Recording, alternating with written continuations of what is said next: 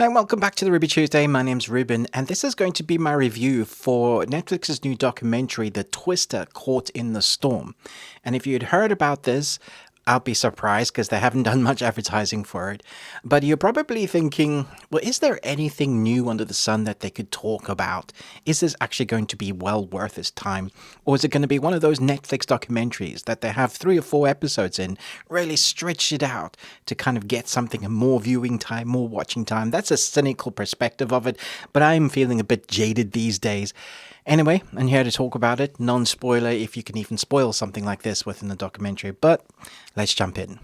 It is graduation day in Joplin, Missouri. As the class of 2011 collect their diplomas, their hometown is hit by a rare EF5 tornado. Believing it could be the end of the world, a group of teenagers find themselves in the eye of the storm. So writing and directing is Alexandra Lacey. This is her kind of directorial debut in feature documentaries, but she's worked on a number of documentaries before, so it's not like she's new to this, but new to helming it herself.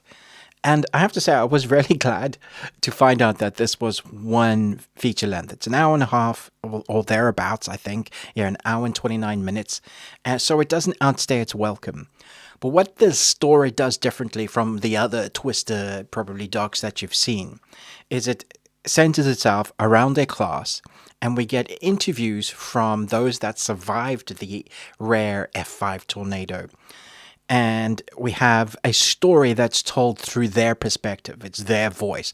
Now, for sure, they're definitely being coached in certain lines to say certain things.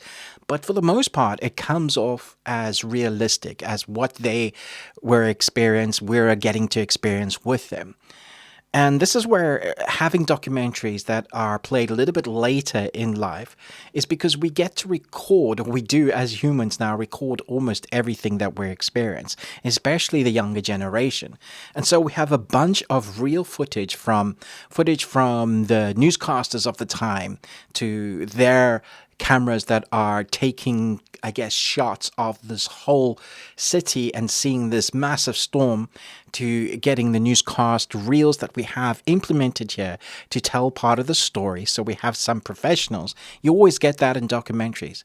But the majority of this centers on the students and an up-and-coming wannabe newscaster, young newscaster, which was an interesting story. So we follow a bunch from different walks of life. A young man who is gay. It's his personal story. Young people experiencing what is probably going to be one of the most harrowing experiences in their life.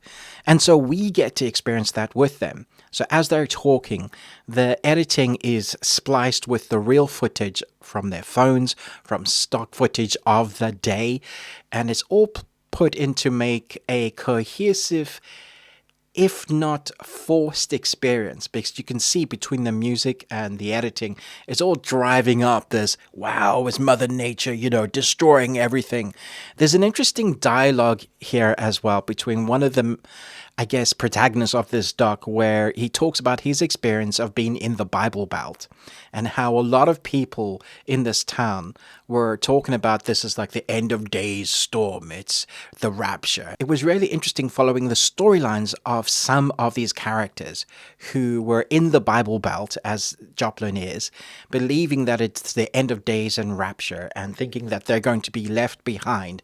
There are moments like this that show a real character, even though you might roll your eyes and go, really, did they believe this? But yeah, absolutely. If you take religion and you mix in the pot of Mother Nature's power, you're going to get some interesting thoughts. And that kind of showcases that here.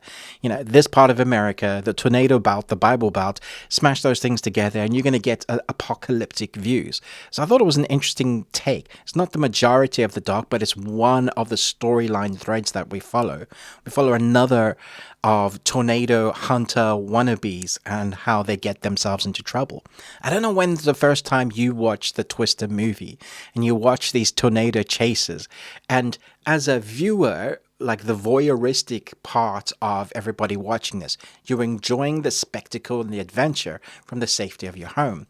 But when you see it displayed as a documentary and people going to put themselves on the line, in danger, on purpose, in real life, it plays off differently, and you're often left yourself wondering, why do that? I understand the excitement of it, but if it's actually going to hurt you and you're not furthering it with science or technology to help people, have a warning, then you do wonder to yourself, like, why are you even doing this?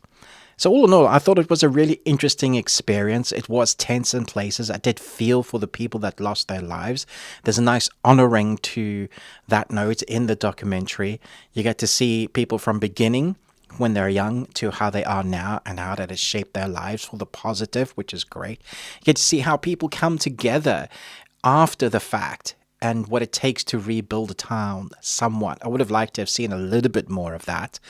But for the most part, I thought this was a great one and done, building up the intensity. I'm still going to prefer to watch the escapism of Twister or the new remake, unofficial sequel Twister movie. If you're looking for something that feels a little bit more authentic, slightly more real, then you're going to find this one interesting. Saying that, documentaries are always skewed to the director's point of view, and they're always trying to tell a story, whether it's more emotional. So there is an air of not disbelievability, but of how scripted some of the dialogue storyline is, how they react. I just don't know how much of that was real. So if you are one of the people that have experienced this, let me know how authentic and real this story was. It feels mostly real. And I'm not going to rate this because it feels a little bit unauthentic to be able to rate a documentary from people's experiences. I'm just going to say I enjoyed the experience. I'm not sad that I watched the hour and a half, but I don't think it's a brilliant documentary. I thought it was sad in moments, well put together, an interesting one-time watch. So let me know your thoughts and comments down below. What's the best documentary on twisters you've ever seen? And have you ever experienced a tornado in real life? I'd love to know. The closest thing I've ever come to is in South Africa, where there was a dust devil. That doesn't do anything. It maybe takes your can of Coke or whatever you're drinking up into the sky, and that's fun, not dangerous. Thanks so much for watching, but most of all, until next time, remember, live long and Tuesday.